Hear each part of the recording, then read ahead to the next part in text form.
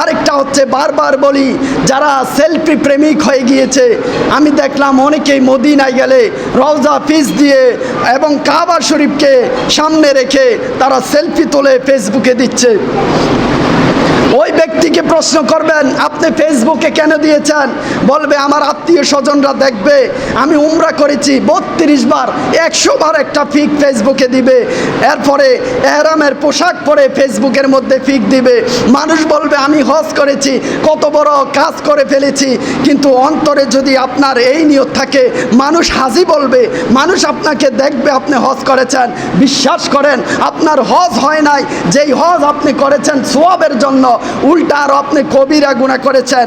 আর যদি মানুষের দেখানোর জন্য করেন, তাহলে শিরিক করেছেন। মানুষকে দেখানোর জন্য ইবাদত করা শিরিক।